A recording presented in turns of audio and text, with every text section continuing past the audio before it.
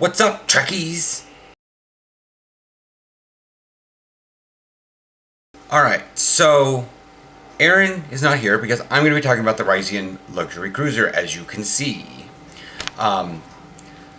It's just a talking and showing you the stuff, so it's not a big deal. I'm in my Vesta. This is dumb.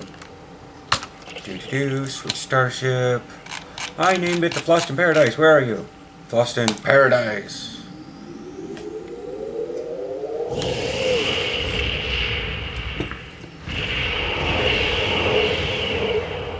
What set do I have on this?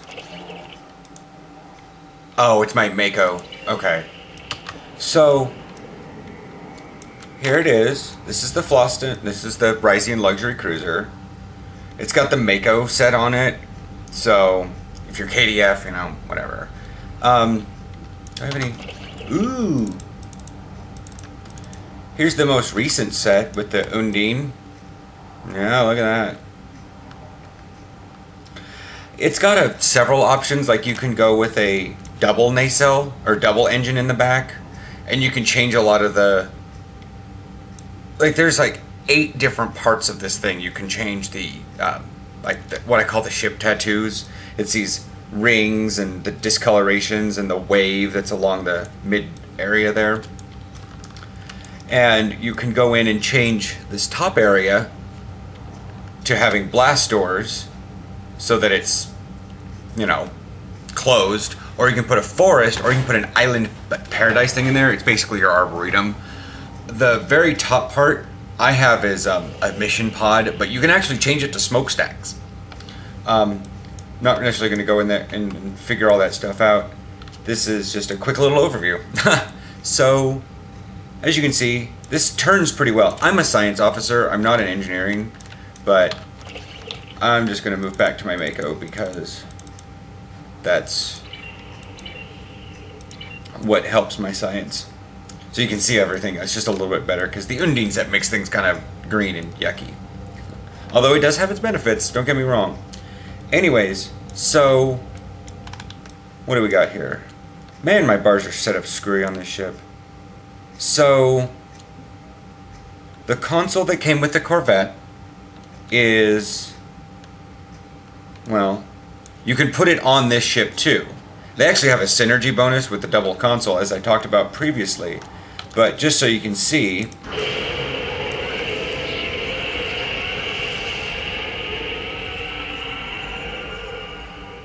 and that's pretty cool. However, the new console, the Soliton Wave Generator, is right next to it, because they're really cool to use together. And that I don't get to use. I can use it, it's just not going to do anything. Let's get out here.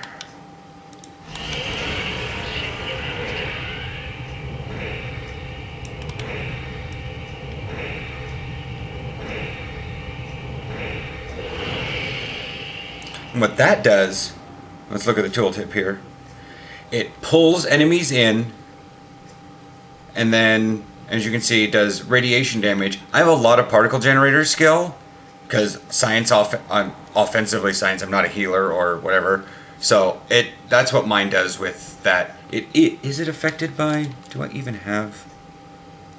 Okay, this setup does not have emergency power to aux. Do I have any? No, I don't. Okay, this is a very bad idea. Fleet, go away. Huh.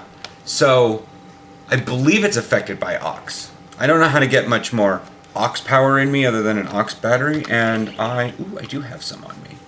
Alright. Oh, cool down. Let's go to bar 4. Okay, good. Shift 1. So we'll see if this is affected by aux power. It also drains from the target engine power setting, which means they barely can move away from your pull, and you get more, so you actually move a little bit faster. It's really cool. Then that burst at the end is a crap ton of radiation damage, right? As you can see, 6,700. Now, I grant you a lot of particle skills, and yes, as you see the numbers change, it is affected by your aux power. So, also is the repel. So that's pretty good right there for you to remember if you keep some aux batteries on before you use this. The soliton wake generator is, or the subspace wake generator is also affected. So it's a good little thing if you're going to combine them. Use an aux battery, because aux batteries are, regardless of who you are, an aux battery is going to give you a lot of aux power, and you don't have to worry about using emergency power to aux. You can keep weapons or shields or engines, for Christ's sake. But the general thing is, this is a cruiser. As it's pretty big. It's got 1,500 crew on it. I've got a, that sort of rating. My bridge officer setup. Where are we at here? So, as you can see, I have 4 of 7 in a Lieutenant Universal slot because I like to keep more offensive things going on. So I have Tachyon Beam 1 and Energy Siphon 1. Because cruisers with Energy Siphon is just disgusting. So I need also I have a bit of flow capacitors. Because I drain offensive build on my science ship, so I innately have flow capacitors, so I try to get more drain stuff. I also have my plasmonic leech on this ship too.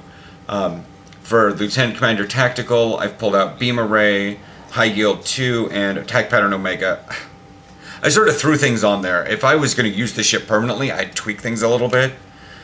Commander Engineering was really good. Aceton Beam 3, Aux Destruct, External Integrity Field, Reverse Shield Polarity, Engineering Team. And Ensign Engineering is thing, and I could swap those two if I wanted to go for like eject warp plasma. In case you want to use that, because that's kind of weird to use with the soliton wave generators. You just sort of like start moving your ship with the eject warp plasma, and then you pull everything in, and it gets drugged through your eject warp plasma. So you kind of doubling up on the damage going on there, and it's really, really disgusting. And then my Lieutenant Science, which is required, has my defensive powers, which is Transfer Shield Strength and Science Team. Because, yeah. Anyways, so that's that. Let's go with, and like I said, here's the soliton wave generator. There's the actual tooltip. The set bonus here, which, as you can see, use the soliton wave generator and the subspace wave generator, gives you +3 engine power setting, 26.2 graviton generators, which affects your pull and the repel at the end of the soliton wave. Also, your particle generator skill.